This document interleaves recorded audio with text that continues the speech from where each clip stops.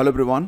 तो आप सभी का फिर से बहुत बहुत स्वागत है। यूपीपीएससी पीवाईक्यू एमसीक्यूज सीरीज चल रही है और आज हम लोग प्रैक्टिस सेट नंबर 11 को डिस्कस करेंगे। देखो फ्रेंड्स, ये जो जीएस की आपकी क्लासेज हैं ये स्टार्ट हुई थी एलटी ग्रेड के समय से ही और अब तक बहुत सारी क्लासेज आपकी हो भी चुकी हैं। तो एलटी ग्रेड में मैंने आप लोगों को एटलीस्ट 40 मॉडल पेपर करवाए थे और इसके बाद जो जीडीसी की परीक्षा हुई थी उसमें भी आपको लगभग 15 मॉडल पेपर मैंने आप लोगों को दिए थे। और अब जीआईसी प्रवक्ता की परीक्षा है तो इसमें प्रयास ये है कि 20 मॉडल पेपर आपके करवा दिए जाएँ, जिसमें से 10 मॉडल पेपर आपके हो चुके हैं, अभी कुछ बचे हुए हैं और इनको भी आपको दे दिया जाएगा। दोस्तों, ये जो प्रैक्टिस सेट मैं आपको करवाता हूँ इनको आप बिल्कुल मामूली मत समझिएगा। इसमें मैं आपको वो सारे इंपॉर्टेंट पीवाईक्यूज करवाता हूँ जो कि एग्ज़ाम में बहुधा रिपीट होते हैं, प्लस जो नए एमसीक्यूज बन सकते हैं उनको भी मैं इस टेस्ट सीरीज में शामिल करता हूं ताकि आप वो प्रश्न भी करके जाएं जिनके आने की संभावना है। एक तरीके से आप ये जो टेस्ट पेपर होते हैं इनको ऑल इन वन पैकेज मान सकते हैं। तो इसके लिए मैंने क्या किया है कि 2 प्लेलिस्ट बना दी है। पहली जो प्लेलिस्ट है उसमें आपको सारे मॉडल पेपर मिल जाएंगे, तो मैक्सिमम जितने आप कर सकते हैं उतने आप कर लीजिए। दूसरा जो आपको मिलेगा प्लेलिस्ट, उसमें सारी जो क्लासेज हैं आपकी जीएस की थियरी के रूप में वो सारी क्लासेज मिल गई हैं। करंट अफेयर की टेंशन भी आपकी दूर कर दी गई है। अब क्योंकि समय बहुत कम बचा हुआ है तो मैं आप लोगों से यही कहूँगा कि आपकी परीक्षा जो कि 14 जून को होने जा रही है, तो ये परीक्षा क्योंकि रीशेड्यूल हुई है तो मान के आप चलिएगा कि इसमें अप्रैल से आगे का जो करंट है वो नहीं आएगा। मतलब ये है कि आप एटलीस्ट मार्च का, फरवरी का, जनवरी का, दिसंबर का और नवंबर का इतना जो करंट है इसको आप अच्छे से करके जाइएगा। तो ये जो सारे लेक्चर अब तक हुए हैं प्लस ये जो करंट अफेयर की पीडीएफ है ये आपको पेड ग्रुप में दे दी गई है। आपका रिवीजन भी करवाया जा रहा है। तो जितने भी आप लोगों को प्रतिदिन रिवीजन का काम दिया जा रहा है ना उतना आप लोग करते रहिए, ठीक है, बिल्कुल छोड़िएगा मत। और अब तक जितने भी मॉडल पेपर हुए हैं उनको भी आप लोग करके जाइएगा। तो फिलहाल जो लोग पेड ग्रुप में नहीं हैं अगर जुड़ना चाहते हैं तो वो लोग डिस्क्रिप्शन चेक कर सकते हैं और फ्री वाला जो आपका टेलीग्राम और व्हाट्सएप चैनल है इसमें आप जुड़ेंगे तो भी आपको बहुत सारे मटेरियल यहाँ पर मिल जाते हैं। ओके, चलिए स्टार्ट करते हैं आज का टेस्ट नंबर 11। सारे प्रश्न बहुत ही इम्पॉर्टेंट हैं। तो पहला क्वेश्चन है कि गर्मपंथियों द्वारा उनकी आर्थिक नीति के संबंध में दिया गया मुख्य नारा क्या था। तो आपको ये पता है कि नरम दल और गरम दल के बारे में, ठीक है। तो जो गरम दल था कांग्रेस में उनकी जो इकोनॉमिक पॉलिसी थी उसके संबंध में उन्होंने एक नारा दिया था। क्या नारा दिया था? उन्होंने कहा था स्वदेशी अपनाओ, ठीक है। तो यहाँ पर जो विकल्प सी है ये आपका बिल्कुल करेक्ट है। उनका नारा था स्वदेशी, ठीक है। सारी बातें स्वदेशी पर आकर उनकी टिक जाती थी। तो गर्मपंथियों, इनको उग्र, क्योंकि ये उग्र थे तो इनको उग्रवादी भी का लिखा जाता है कई बार। तो गर्मपंथियों ने भारत को आर्थिक रूप से आत्मनिर्भर बनाने और ब्रिटिश आर्थिक औपनिवेशिक नियंत्रण को कमज़ोर करने के लिए स्वदेशी को अपनी आर्थिक नीति का मुख्य नारा बनाया था। इसके तहत भारतीय वस्तुओं के उपयोग को बढ़ावा देना और विदेशी यानी कि जो ब्रिटिश सामान था उसका पूर्ण बहिष्कार करना इसमें शामिल था। तो यहाँ पर देखिए आप लाल, बाल और पाल, ठीक है। तो बाल गंगाधर तिलक, लाला लाजपत राय, बिपिन चंद्र पाल, तो ये जो लाल, बाल, पाल हैं इस आंदोलन के मुख्य पैरोकार थे, ठीक है। अगला क्वेश्चन देखते हैं। दक्षिण गंगा के नाम से जानी जाने वाली कौन सी नदी प्रायद्वीपीय भारत का सबसे बड़ा नदी तंत्र है। तो भारत का सबसे बड़ा नदी तंत्र तो गंगा है, ठीक है। और प्रायद्वीपीय भारत का जो सबसे बड़ा नदी तंत्र है वो गोदावरी है। ये बिल्कुल रट के रखिएगा। और ये भी है कि गंगा के बाद दूसरी सबसे लंबी नदी जो भारत की है वो भी गोदावरी ही है और इसीलिए इसे दक्षिण की गंगा भी कहा जाता है, ठीक है। तो आपका आंसर विकल्प ए होगा, गोदावरी। तो गोदावरी नदी दक्षिण गंगा के नाम से जानी जाती है और यह प्रायद्वीपीय भारत की सबसे बड़ी नदी है। इसे बूढ़ी गंगा या वृद्ध गंगा भी कहा जाता है। ओके, और दोस्तों ये जो गोदावरी नदी है इसका जो उद्गम है ये नासिक के त्र्यंबकेश्वर से है, और गोदावरी का जो पूरी लंबाई है ये 1465 किलोमीटर है। गंगा के बाद दूसरी सबसे लंबी नदी, गंगा की लंबाई कितनी है 2525 मानी जाती है, ठीक है। और इसका जो प्रवाह क्षेत्र है गोदावरी का, यह महाराष्ट्र, तेलंगाना, आंध्र प्रदेश, छत्तीसगढ़ और ओडिशा में होकर बहती है। और इसकी जो ट्रिब्यूटरीज़ हैं, सहायक नदियाँ, तो उसमें प्रणिता, इंद्रावती, मंजीरा और शाबरी हैं, ठीक है। कई बार एग्ज़ाम में ये पूछा भी गया है, तो कम से कम 2-2 बार तो आप लोग देखा करिए, ठीक है। जितने भी मॉडल पेपर आपके हुए हैं, जैसा कि मैं आपको बता भी चुका हूँ कि अगर आप केवल एक बार देखेंगे आपको फ़ायदा मिलेगा नहीं। ये आपका 11वां मॉडल पेपर है, अब तक 10 आपके हो चुके हैं। और अगर आप सीरियसली एग्ज़ाम में बहुत ही अच्छा करना चाहते हैं तो ये जो मॉडल पेपर आपको करवाए जा रहे हैं इनको 2 से 3 बार आप लोग देख के जाइए, फ़ायदा आपको एग्ज़ाम में पता चल जाएगा, ठीक है। अगला क्वेश्चन है कि निम्नलिखित में कौन भारत के राष्ट्रपति के चुनाव में भाग नहीं लेता है। भारत के राष्ट्रपति के चुनाव में कौन है जो कि भाग नहीं लेता है। राज्यों की विधानसभाओं के निर्वाचित सदस्य, तो भैया निर्वाचित हैं तो ये तो पक्के जाएंगे, ये भाग लेंगे। संसद के दोनों सदनों के निर्वाचित सदस्य ये भी भाग लेते हैं, ठीक है।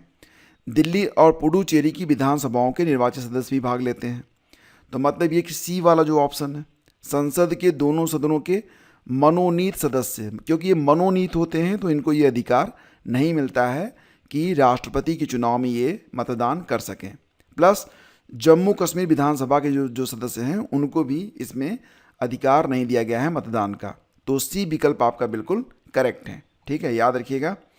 अब ध्यान दीजिए कि भारत के राष्ट्रपति का चुनाव एक निर्वाचक मंडल के द्वारा किया जाता है और इसमें संसद के दोनों सदनों के निर्वाचित सदस्य और राज्यों और दिल्ली और पुडुचेरी के केंद्र शासित प्रदेशों की विधानसभाओं के निर्वाचित सदस्य इसमें शामिल होते हैं।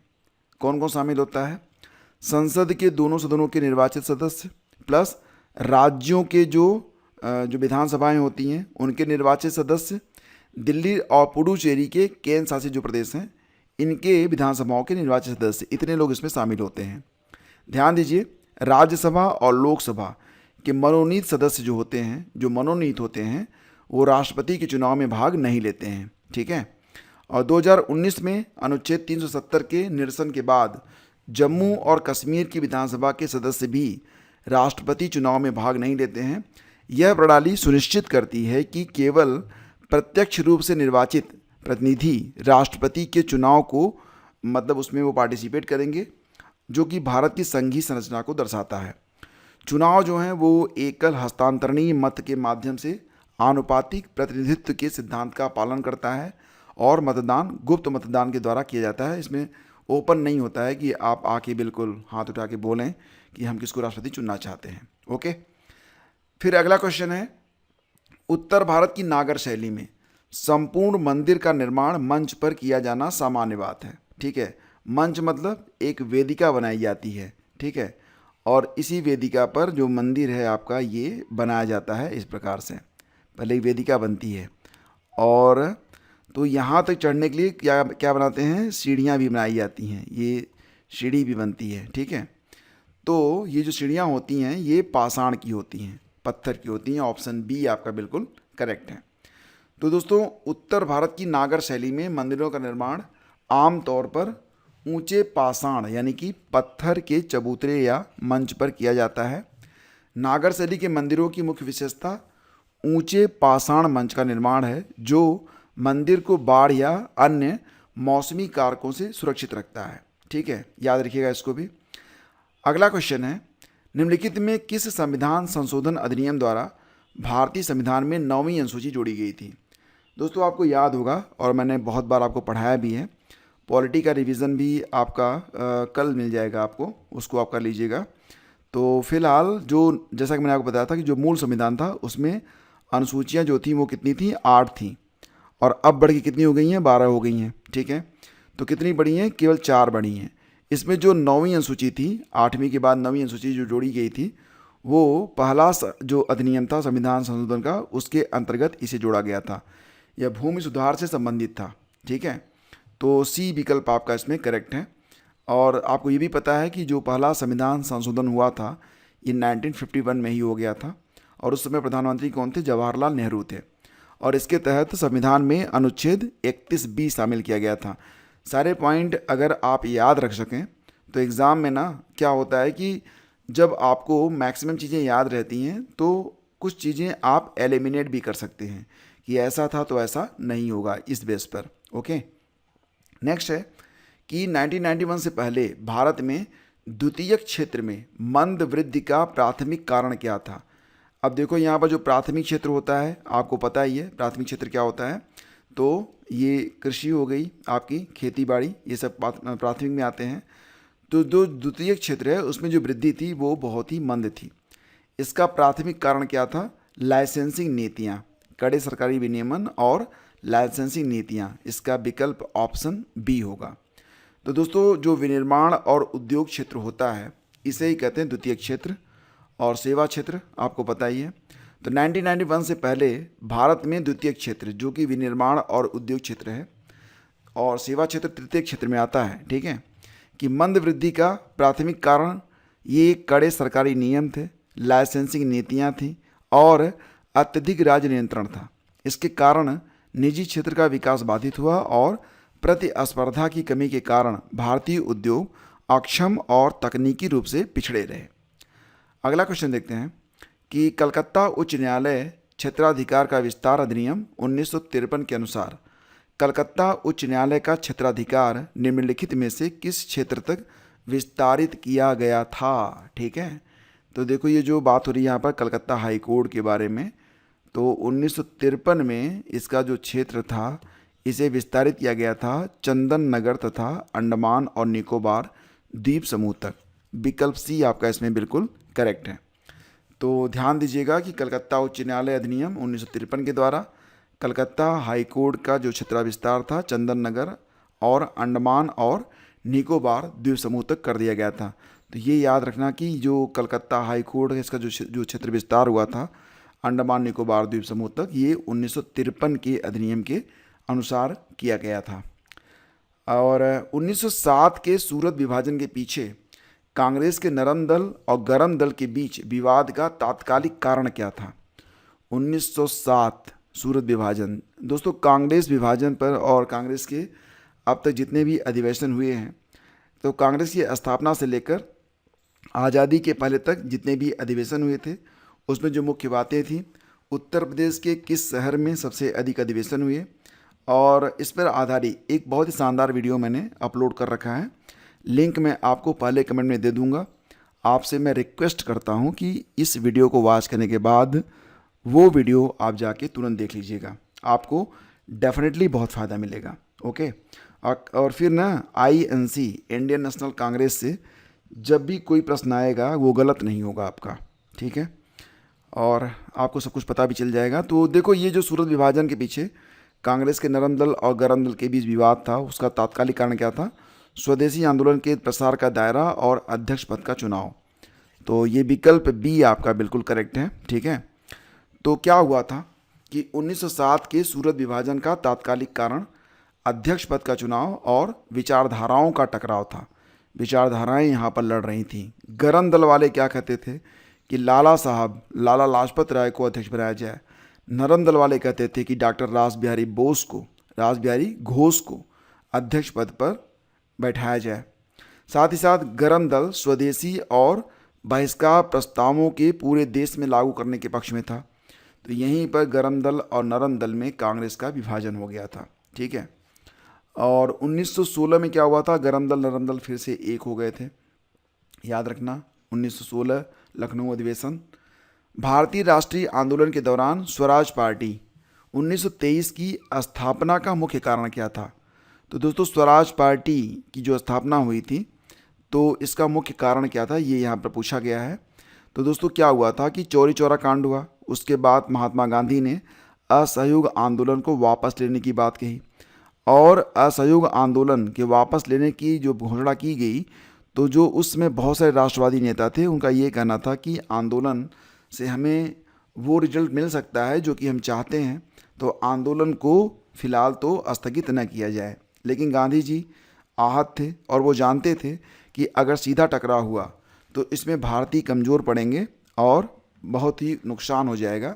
तो वो नहीं चाहते थे कि अंग्रेज और भारतीय ये आमने सामने आए। उनका ये कहना था, गांधी जी का ये विचार था कि अगर हम कमज़ोर हैं तो अहिंसक तरीके से अपनी बात सामने रखें ताकि सामने वाला हमें कोई क्षति न पहुंचा सके।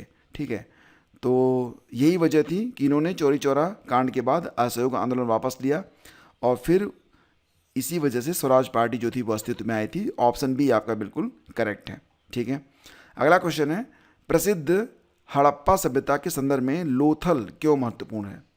तो दोस्तों लोथल के बारे में आप जानते हैं, ये एक बंदरगाह था जो कि कहाँ पर स्थित है, गुजरात में लोथल नामक जो स्थान है वहीं पर ये आपको देखने को मिलेगा। तो ये क्या था कि एक बंदरगाह डॉकयार्ड था और इसीलिए ये जाना जाता है। ऑप्शन बी आपका बिल्कुल सही है। और यह दुनिया का सबसे प्राचीन ज्ञात कृत्रिम गोदीबाड़ा डॉकयार्ड होने मेसोपोटामिया और मिस्र के साथ समुद्री व्यापार तथा मनके बनाने के समृद्ध उद्योग के लिए अत्यंत महत्वपूर्ण था। ठीक है, अगला क्वेश्चन है, पारिस्थितिकी तंत्र में ऊर्जा प्रवाह के संदर्भ में निम्नलिखित कथनों में कौन सा लिंडमैन के 10% रूल की सही व्याख्या करता है? तो दोस्तों जो लिंडमैन का 10% रूल है, कई बार पूछा भी जाता है कि ऊर्जा प्रवाह का 10% नियम ये किसने दिया है, तो इसका उत्तर लिंडमैन होता है। फिलहाल ये तो यहाँ पर आपको क्वेश्चन में ही आंसर मिल गया। ठीक है, लेकिन आप इसे रट के रखेंगे। तो क्या होता है कि ये जो नियम है ये कहता है कि एक पोषण स्तर से अगले पोषण स्तर तक केवल 10% ऊर्जा ही स्थानांतरित होती है। ठीक है, ये ध्यान रखिएगा। जैसे कि आपको पता ही है, जो वनस्पतियाँ होती हैं, दूब घास और जो पौधे होते हैं, उनको जो प्राथमिक उपभोक्ता होता है जैसे कि बकरी हो गई, ठीक है, तो जितनी एनर्जी लेके ये पैदा होते हैं इनका 10% ही केवल ट्रांसफ़र होगा। फिर इसका 10% जो दूसरी श्रेणी के उपभोक्ता होते हैं, इस प्रकार से एनर्जी का ट्रांसफरेशन होता है। ठीक है, फिर अगला क्वेश्चन है, अब यहाँ पर देखिए बता रहे हैं कि लिंडमैन के 10% रूल, लिंडमैन्स 10% रूल के अनुसार एक पोषण स्तर से अगले पोषण स्तर तक ऊर्जा का केवल 10% हिस्सा ही स्थानांतरित होता है। ये जो एनर्जी ट्रांसफ़र का रूल है ये लिंडमैन के द्वारा दिया गया है। भारत में राष्ट्रीय आपदा मोचक बल यानी कि NDRF, national disaster response force, ये इसका फुल फॉर्म होता है। तो इसमें देखिए ना, आपसे कह रहे हैं कि एक स्टेटमेंट आपका गलत है, वही आपको पहचानना है। क्या है? इसका गठन आपदा प्रबंधन अधिनियम 2005 के तहत किया गया था। ये आपका स्टेटमेंट बिल्कुल सही है। ठीक है, इसमें सीमा सुरक्षा बल बीएसएफ, बॉर्डर सिक्योरिटी फोर्स, और केंद्रीय रिजर्व पुलिस बल सीआरपीएफ जैसे बलों से कर्मी आते हैं, ये भी आपका करेक्ट है। और एनडीआरएफ का महानिदेशक रक्षा मंत्रालय के अधीन कार्य करता है। तो दोस्तों ये गलत होगा। जो एनडीआरएफ के डीजी होते हैं ये गृह मंत्रालय के अधीन होते हैं, न कि रक्षा मंत्रालय के। और इसका जो आदर्श वाक्य है, आपदा सेवा सदैव सर्वत्र, ये बिल्कुल सही है। यानी कि जो आपका उत्तर है ये विकल्प सी है। एनडीआरएफ का जो डीजी हैं, डायरेक्टर जनरल, महानिदेशक, ये मतलब गृह मंत्रालय के अधीन कार्य करते हैं। और अच्छा ये बताओ कि वर्तमान समय में एनडीआरएफ के जो डीजी हैं उनका नाम क्या है? कितने लोग जानते हैं? तो याद रखना कि वर्तमान समय में एनडीआरएफ के डीजी हैं श्री पीयूष आनंद। ठीक है, श्री पीयूष आनंद, ये आप रटेंगे। ठीक है, अगला क्वेश्चन है, जलवायु परिवर्तन पर पेरिस समझौते 2015 के तहत भारत द्वारा घोषित राष्ट्रीय स्तर पर निर्धारित योगदान आईएनडीसी में क्या शामिल नहीं है? क्या शामिल नहीं है? तो देखते हैं कि क्या क्या शामिल नहीं है। आपके स्टेटमेंट यहाँ पर दिए गए हैं कि 2030 तक उत्सर्जन तीव्रता को 2005 के स्तर से 33 से 35% कम करना है। ये करेक्ट है आपका, ये बिल्कुल कहा गया है। और नेक्स्ट है कि 2030 तक गैर जीवाश्म ईंधन आधारित बिजली का उत्पादन क्षमता को 40% तक ले जाना, ये भी यहाँ पर योगदान में शामिल है। 2025 तक भारत को पूर्णतः कार्बन न्यूट्रल बनाना है। दोस्तों ये बात गलत है, ऐसा नहीं है। और नेक्स्ट है कि अतिरिक्त वन आवरण के माध्यम से 2.5 से 3 बिलियन टन कार्बन डाइऑक्साइड के बराबर कार्बन सिंक बनाना, ये भी है। मतलब आपका आंसर बनेगा ऑप्शन सी। ठीक है, विकल्प सी आपका बिल्कुल करेक्ट है। दोस्तों ध्यान देना कि भारत ने COP26 जो कि ग्लासगो में हुआ था 2021 में, तो क्या कहा था कि वर्ष 2017 तक नेट जीरो बनने का लक्ष्य रखा था, न कि 2025 तक। ये आप थोड़ा सा याद रखिएगा, क्योंकि ये प्रश्न बार बार पूछा भी जा रहा है, एग्जाम में रिपीट हो रहा है। ठीक है, अगला क्वेश्चन है, भूकंप के जोखिम को कम करने के लिए भारत में लागू राष्ट्रीय भूकंप जोखिम न्यूनीकरण कार्यक्रम के तहत किस संस्थान को भूकंपीय माइक्रोजेनेशन की जिम्मेदारी दी गई है। तो प्रश्न थोड़े से लंबे हो रहे हैं ना, लेकिन ध्यान से सुनिएगा और एग्ज़ाम के क्योंकि इम्पॉर्टेंट हैं। तो भूकंप के जोखिम को कम करने के लिए भारत में लागू राष्ट्रीय भूकंप जोखिम न्यूनीकरण कार्यक्रम के तहत किस संस्थान को भूकंपीय माइक्रोजेनेशन की जिम्मेदारी दी गई है। तो विकल्प में आपके GSI हैं, भारतीय भूवैज्ञानिक सर्वेक्षण, NCS राष्ट्रीय भूकंप विज्ञान केंद्र, CBRI केंद्रीय भवन अनुसंधान संस्थान और WIHG यानी कि वाडिया हिमालय भूविज्ञान संस्थान। तो ये जो जिम्मेदारी दोस्तों ये गई है किसको, ये गई है राष्ट्रीय भूकंप विज्ञान केंद्र को, NCS को। इसका जो उत्तर है ये विकल्प B बनेगा। ठीक है, विकल्प B। और NCS मतलब नेशनल सेंटर फॉर सिस्मोलॉजी। ठीक है, ये भारत सरकार के पृथ्वी विज्ञान मंत्रालय के अंतर्गत एक नोडल एजेंसी मानी जाती है। अगला क्वेश्चन है, जैव विविधता के लिए यानी कि बायोडाइवर्सिटी के लिए 30/30 लक्ष्य का क्या अर्थ है।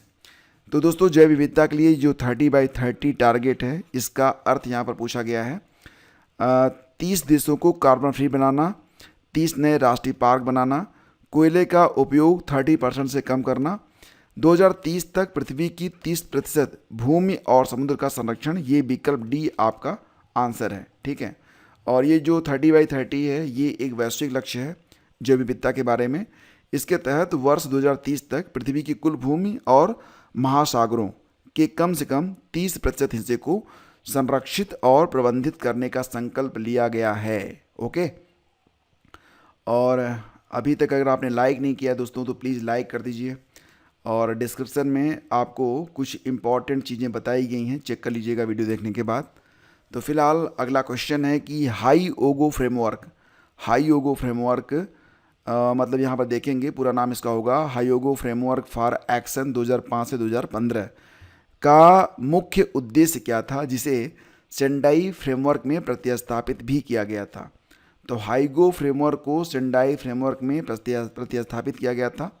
इसका जो मुख्य उद्देश्य था क्या था, परमाणु आपदाओं के लिए वैश्विक मानक बनाना, तटीय क्षेत्रों में सुनामी चेतावनी तंत्र का विकास, आपदाओं के प्रति राष्ट्रों और समुदायों का लचीलापन रेजिलियंस बनाना। तो यही था आपका उद्देश्य। ऑप्शन सी आपका बिल्कुल करेक्ट है। ह्यूगो फ्रेमवर्क फॉर एक्शन 2005-2015 का मुख्य उद्देश्य आपदाओं के प्रति राष्ट्रों और समुदायों की सहनशीलता रेजिलियंस का निर्माण करना था, ताकि आपदाओं से होने वाले जान माल और सामाजिक आर्थिक नुकसान को कम किया जा सके। ठीक है, अगला क्वेश्चन है, सूची 1 को सूची 2 से सुमेल करना था। सूची 1 में अंतर्राष्ट्रीय समझौते हैं और सूची 2 में मुख्य उद्देश्य या कार्य दिया गया है। जैसे कि दोस्तों ये जो वेसल कन्वेंशन है, वेसल एक शहर का नाम है जो कि स्विट्जरलैंड में स्थित है, तो वहीं पर ये समझौता हुआ था वेसल कन्वेंशन। इसका जो उद्देश्य था वो था कि खतरनाक जो अपशिष्ट हैं उनका सीमा पार संचलन को नियंत्रित करना। तो ए जो है एक के साथ मैच होगा। कार्टाजेना प्रोटोकॉल दोस्तों ये संबंधित है जैव सुरक्षा से। स्टॉकहोम कन्वेंशन ये अनवरत जैविक प्रदूषक, और क्योटो प्रोटोकॉल का संबंध ग्रीन हाउस गैसों में कमी से है। तो बिल्कुल ए का 1, बी का 2, सी का 3 और डी का 4 वाला जो विकल्प है ये आपका सही है। तो यहाँ पर आपका विकल्प ए आपका आंसर बनेगा। बेसल कन्वेंशन दोस्तों इसे 22 मार्च 1989 को अपनाया गया था और यह 5 मई 1992 से प्रभावी हुआ था। और बेसल कहाँ पर है, तो स्विट्जरलैंड में है। कार्टाजेना प्रोटोकॉल जैव सुरक्षा बायोसेफ्टी से संबंधित एक अंतर्राष्ट्रीय संधि है। यह आधुनिक जैव प्रौद्योगिकी यानी कि जेनेटिक इंजीनियरिंग के कारण बनाए गए जीवित संशोधित जीवों, जिनको आप कहते हैं एलेमोज जीवित संशोधित जीवों, ऐसे जीव जो कि मॉडिफाई किए जाते हैं, कि एक देश से दूसरे देशों में सुरक्षित हस्तांतरण, संचालन और उपयोग को नियंत्रित करता है, ताकि पर्यावरण और मानव स्वास्थ्य को कोई नुकसान ना पहुंचे। तो ये है कार्टाजेना प्रोटोकॉल जैव सुरक्षा से संबंधित। और इसे अपनाया गया कब, 29 जनवरी 2000 को मॉन्ट्रियल में, लेकिन कोलंबिया के शहर कार्टाजेना के नाम पर इसका नाम रखा गया है। बात करते हैं स्टॉकहोम सम्मेलन के बारे में। ये सम्मेलन हुआ था 1972 में, मतलब रामसर सम्मेलन के 1 साल के बाद हुआ था। संयुक्त राष्ट्र मानव पर्यावरण सम्मेलन पर्यावरण के संरक्षण के लिए आयोजित पहला बड़ा वैश्विक सम्मेलन था। 5 से 16 जून 1972 तक स्वीडन की जो राजधानी है स्टॉकहोम में इसका आयोजन किया गया था और इसमें कुल 122 देशों ने प्रतिभाग किया था। ठीक है, और इस सम्मेलन का सबसे प्रमुख परिणाम ये आया कि UNEP United Nation Environmental Programme, जिसका मुख्यालय नैरोबी में है, इसका गठन किया गया था। UNEP का संयुक्त राष्ट्र पर्यावरण कार्यक्रम का गठन किया गया। बात करें अगर क्योटो प्रोटोकॉल के बारे में, तो क्योटो प्रोटोकॉल एक प्रमुख अंतर्राष्ट्रीय संधि है जो कि जलवायु परिवर्तन पर संयुक्त राष्ट्र फ्रेमवर्क कन्वेंशन UNFCCC से जुड़ी है। इसका मुख्य उद्देश्य ग्रीन हाउस गैसों के उत्सर्जन को कम करके वैश्विक तापमान वृद्धि को नियंत्रित करना है। ठीक है, अगला क्वेश्चन है रामसर सम्मेलन। और अच्छा, मैं आपको एक लेटेस्ट अपडेट अभी दे देता हूँ। बात यहाँ पर रामसर की हो रही है, तो ध्यान देना कि आज 5 जून है। ठीक है, और आज विश्व पर्यावरण दिवस भी है। तो 5 जून 2026 को भारत का जो 100वां रामसर साइट है वो घोषित किया जा चुका है। यानी कि अब भारत में कुल 100 रामसर स्थल हो गए हैं। और ये जो 100वां रामसर स्थल है ये बलिया जिले का जो सुरहा ताल है, जयप्रकाश नारायण पक्षी विहार, उसी को घोषित किया गया है। तो ये फिलहाल तो एग्ज़ाम में नहीं आएगा क्योंकि पेपर शायद आपके बन चुके होंगे, तो आने की संभावना कम है। आपको बस 99 तक जो रामसर साइट्स हैं वही पढ़ के जाना है, लेकिन 100वां आपको पता होना चाहिए। ठीक है, तो रामसर सम्मेलन के तहत मॉन्ट्रेक्स रिकॉर्ड क्या होता है दोस्तों? बहुत सारे ऐसे वेटलैंड्स होते हैं जो कि मानव गतिविधियों के कारण उनका जो अस्तित्व है वो खतरे में आ जाता है, वो समाप्ति की ओर बढ़ने लगते हैं, तो उन्हें मॉन्ट्रेक्स रिकॉर्ड में रखा जाता है। तो यहाँ पर संकटग्रस्त आर्द्रभूमि जहाँ पारिस्थितिक परिवर्तन हुए हैं या हो रहे हैं, तो ये आते हैं मॉन्ट्रेक्स रिकॉर्ड में। आपका उत्तर विकल्प बी होगा। ठीक है, ये आप रट के रखिएगा, इंपॉर्टेंट है। अगला क्वेश्चन है भारतीय संविधान की प्रस्तावना में पंथ निरपेक्ष, सेकुलर और समाजवादी शब्द किस संशोधन के द्वारा जोड़े गए थे? तो दोस्तों आपको पता ही होगा कि ये जो शब्द हैं ये 1976 के 42वें संविधान संशोधन में ऐड किए गए थे। ऑप्शन बी ये करेक्ट होगा। तो अभी तक मतलब संशोधन से पहले क्या था, भारत के वर्णन को संप्रभु लोकतांत्रिक गणराज्य से बदलकर फिर कर दिया गया संप्रभु समाजवादी पंथ निरपेक्ष लोकतांत्रिक गणराज्य। ठीक है, तो भारतीय संविधान की प्रस्तावना प्रेम्बल में पंथ निरपेक्ष, सेकुलर और समाजवादी शब्द ये 42वें संविधान संशोधन के द्वारा ऐड किए गए थे वर्ष 1976 में। ठीक है, नेक्स्ट है भारत में पंचायती राज व्यवस्था को संवैधानिक दर्जा किस समिति की सिफारिशों के बाद दिया गया था? तो दोस्तों भारत में जो पंचायती राज व्यवस्था है इसको संवैधानिक दर्जा दिया गया था LM सिंघवी समिति की सिफारिश के बाद। हालांकि आगे चलकर इसका पुरजोर समर्थन किया गया था। एक और समिति थी जो कि 1989 में आई थी, थुंगन समिति के द्वारा। तो LM सिंघवी समिति ये 1986 में बनी थी और LM सिंघवी समिति ने सिफारिश की थी कि जो भारत में पंचायती राज व्यवस्था है इसको संवैधानिक दर्जा मिलना चाहिए। और इसके बाद पी थुंगन समिति जो थी इसने भी इसकी पुरजोर वकालत की। और इसके बाद क्या होता है कि 73वां संविधान संशोधन कब होता है? 1992 में। दोस्तों ध्यान रखना कि 1992 में जो 73वां और 74वां दोनों संविधान संशोधन हुए हैं ये बहुत ही इम्पॉर्टेंट हैं। 73वां संविधान संशोधन ये पंचायती राज व्यवस्था से जुड़ा हुआ है और 74वां जो है ये जुड़ा हुआ है किससे? ये नगर पालिका से जुड़ा हुआ है। ठीक है, तो ये सब याद रखना। और 73वां संविधान संशोधन हुआ तो 11वीं अनुसूची ऐड हुई और 74वां संविधान संशोधन हुआ तो 12वीं अनुसूची जो थी वो ऐड हुई थी। ये भी आप याद रखेंगे। तो ध्यान रखना कि इन सिफारिशों के परिणाम स्वरूप यानी कि जो 73वां संविधान संशोधन हुआ था 1992, इसके बाद पंचायती राज संस्थाओं को संवैधानिक मान्यता मिल गई थी। ये अधिनियम 24 अप्रैल 1993 से प्रभावी हुआ और यही वजह है कि 24 अप्रैल को प्रतिवर्ष मनाते हैं राष्ट्रीय पंचायती राज दिवस। एग्ज़ाम में बहुत बार इसे पूछा गया है। ठीक है, तो क्या हुआ था कि इसके तहत भारतीय संविधान में भाग 9 और 11वीं अनुसूची जोड़ी गई और संविधान में अनुच्छेद 243 से 243 ओ तक पंचायतों के गठन, शक्तियों और जिम्मेदारियों का वर्णन किया गया है। तो ये सब आपको पढ़ना पड़ेगा, ठीक है। अगला क्वेश्चन है, राष्ट्रपति द्वारा राज्यसभा में 12 सदस्यों को मनोनीत करने की व्यवस्था किस देश के संविधान से ली गई है? तो राष्ट्रपति आप जानते ही हैं राज्यसभा में 12 सदस्यों को मनोनीत करते हैं, और ये जो मनोनीत सदस्य होते हैं ये राष्ट्रपति चुनाव में भाग नहीं लेते हैं। तो ये जो व्यवस्था है ये कहाँ से ली गई है ये आपको बताना है। तो सही जवाब है दोस्तों आपका आयरलैंड, ठीक है। तो भारतीय संविधान का जो आर्टिकल 80 है ये बताता है कि राष्ट्रपति साहित्य, विज्ञान, कला और समाज सेवा के क्षेत्र में विशेष ज्ञान या व्यवहारिक अनुभव रखने वाले 12 लोगों को राज्यसभा के लिए नामांकित करेंगे। अगला क्वेश्चन देखिए, भारतीय संविधान का अनुच्छेद 32 जिसे डॉक्टर भीमराव अंबेडकर ने संविधान के हृदय और आत्मा कहा था, इसका संबंध किससे है? ये प्रश्न बहुत ही इंपॉर्टेंट है। और आर्टिकल 32 तो आपको पता ही होना चाहिए, जो भी आपके अधिकार हैं अगर उनका हनन होता है तो उसका संरक्षक बनाया गया है सुप्रीम कोर्ट को, यानी कि ये संवैधानिक उपचारों का अधिकार है और इसी को डॉक्टर BR अम्बेडकर ने संविधान के हृदय और आत्मा कहा है। तो ऑप्शन सी आपका यहाँ पर सही है। भारतीय संविधान का अनुच्छेद 32 संवैधानिक उपचारों के अधिकार, राइट टू कॉन्स्टिट्यूशनल रेमेडीज से संबंधित है। यह नागरिकों को उनके मौलिक अधिकारों के उल्लंघन की स्थिति में सीधे सुप्रीम कोर्ट जाने का अधिकार प्रदान करता है। मतलब सीधे सीधे आप सुप्रीम कोर्ट ऐसे मामलों में जा सकते हैं, और सर्वोच्च न्यायालय को नागरिकों के मौलिक अधिकारों का रक्षक और गारंटर भी माना गया है। 5 प्रकार की रेटिंग होती हैं, ये मैं आपको बता भी चुका हूँ।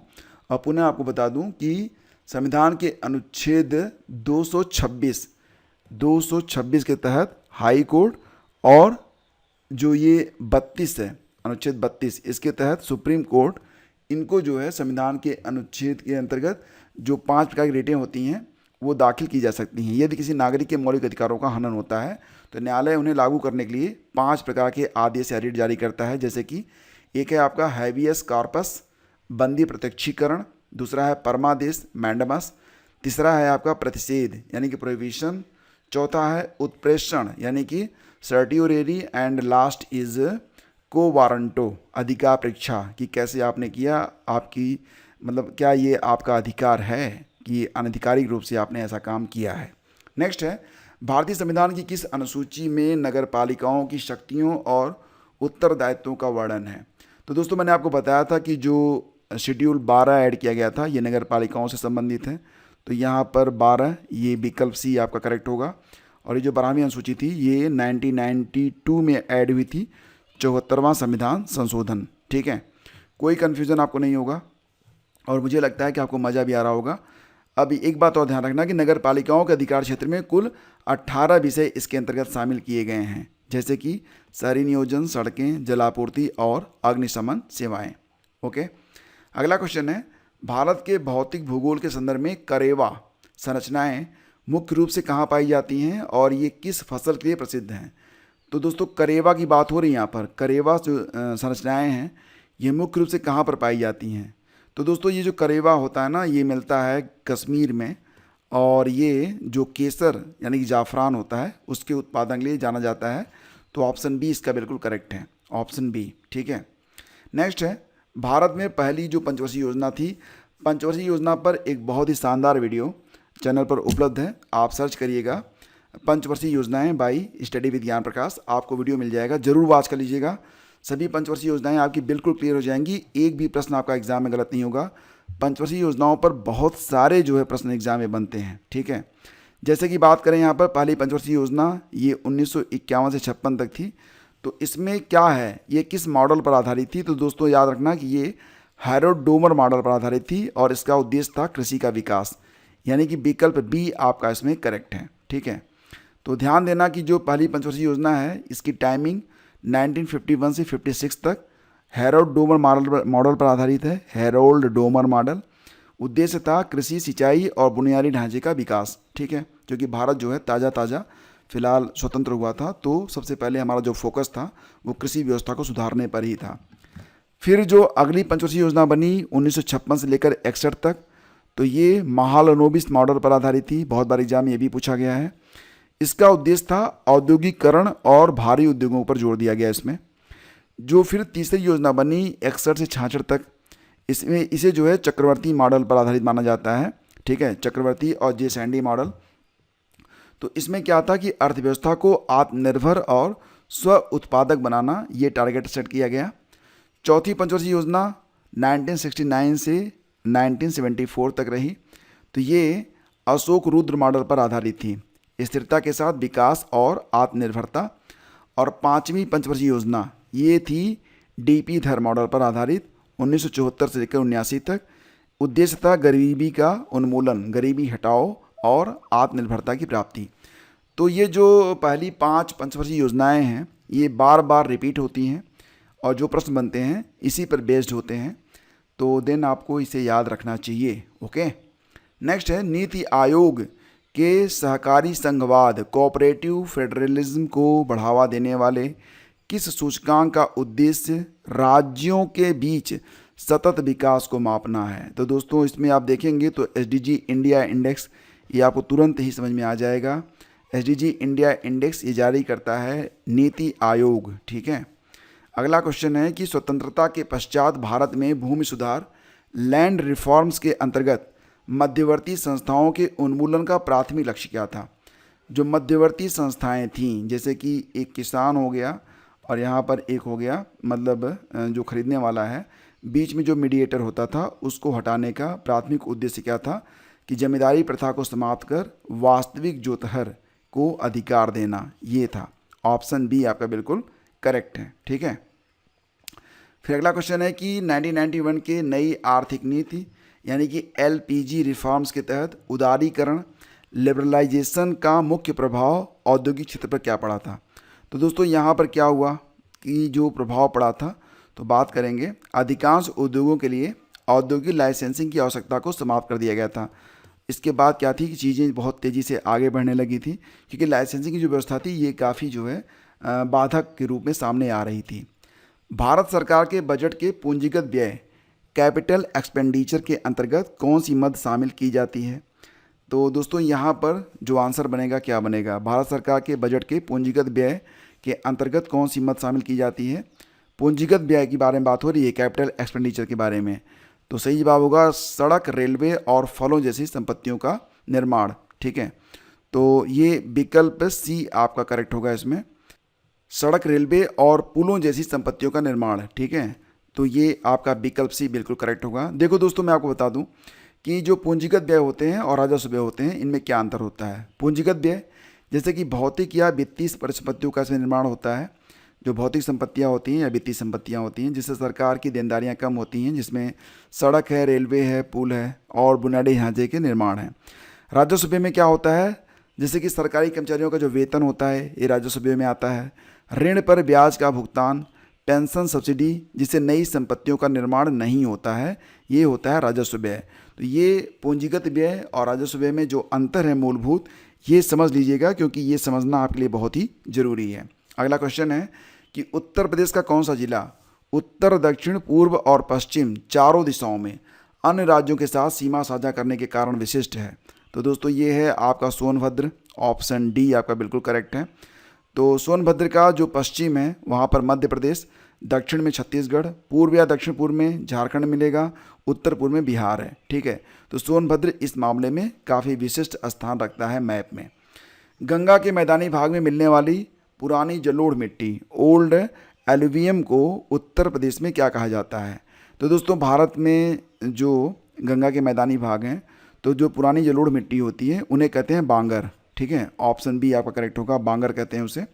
यह मिट्टी नदियों के बाढ़ वाले मैदानों से दूर ऊंचे क्षेत्रों में पाई जाती है और इसमें कैल्शियम कार्बोनेट की कंकरीली गांठें होती हैं। इसके विपरीत नदियों के बाढ़ के मैदानों में हर साल नई मिट्टी जमा होती है जिसे उत्तर प्रदेश में खादर कहा जाता है, ठीक है। तो ये खादर और बांगर में जो मूलभूत अंतर है ये थोड़ा समझ के रखिएगा। अगला क्वेश्चन है कि ग्रामीण विकास शोध प्रणालियों के अंतर्गत सह प्राणी ग्रामीण मूल्यांकन, ठीक है। बात यहाँ पर हो रही है पार्टिसिपेटरी रूरल अप्रेजल PRA के बारे में। ग्रामीण विकास शोध प्रणालियों के अंतर्गत सहभागी ग्रामीण मूल्यांकन PRA का मुख्य केंद्र क्या होता है। तो दोस्तों यहाँ पर जो मुख्य केंद्र है उसके बारे में बात की जा रही है। सही जवाब इसका बनेगा स्थानीय ग्रामीणों की भागीदारी से उनकी समस्याओं और संसाधनों का विश्लेषण करना, ये है ऑप्शन सी, ये आपका बिल्कुल सही है। सहभागी ग्रामीण मूल्यांकन PRA का मुख्य केंद्र स्थानीय ग्रामीण समुदाय, उनके पारंपरिक ज्ञान और उनकी सक्रिय भागीदारी पर डिपेंड होता है। इसका मुख्य लक्ष्य ग्रामीण लोगों को स्वयं की समस्याओं का विश्लेषण करने, संसाधन जुटाने और समाधान खोजने में सक्षम बनाना है, बजाय इसके कि बाहरी विशेषज्ञ उनके लिए योजनाएं बनाएं। अगला क्वेश्चन है, राष्ट्रीय ग्रामीण स्वास्थ्य मिशन NRHM के तहत तैनात आशा कार्यकर्ता का चयन सामान्यतः कितनी जनसंख्या पर किया जाता है? तो जो आशा होती हैं ना गांव में, उनका जो चयन होता है दोस्तों वो 1000 की जनसंख्या पर किया जाता है। इसका विकल्प बी आपका बिल्कुल करेक्ट होगा। ठीक है, अगला है, उत्तर प्रदेश में सर्वाधिक जनसंख्या वाला जनजाति समूह कौन सा है? तो यूपी में सर्वाधिक जनसंख्या वाला जो जनजाति समूह है दोस्तों, ये है आपका थारू। ऑप्शन ए आपका बिल्कुल करेक्ट है, ए। तो उत्तर प्रदेश में सर्वाधिक जनसंख्या वाला जनजाति समूह कौन सा है? थारू है। यह राज्य की कुल जनजाति आबादी का 77.4% है। मतलब उत्तर प्रदेश की जो कुल जनजाति आबादी है उसमें 77.4% केवल थारू ही हैं। और ध्यान देना कि इनका जो निवास क्षेत्र है ये मुख्य रूप से उत्तर प्रदेश के तराई क्षेत्र जैसे कि लखीमपुर खीरी, बहराइच, श्रावस्ती, बलरामपुर और महाराजगंज जैसे जिलों में निवास करते हैं। और इनकी सांस्कृतिक विशेषता ये होती है कि थारू जनजाति दिवाली के त्यौहार को शोक पर्व के रूप में मनाती है। और 2011 की जनगणना के अनुसार थारू जनजाति की जो जनसंख्या है ये 83,544 दर्ज की गई है। ओके, अगला क्वेश्चन है, भूमि सुधार के संदर्भ में जोत चकबंदी कंसोलिडेशन ऑफ होल्डिंग्स का मुख्य उद्देश्य क्या होता है?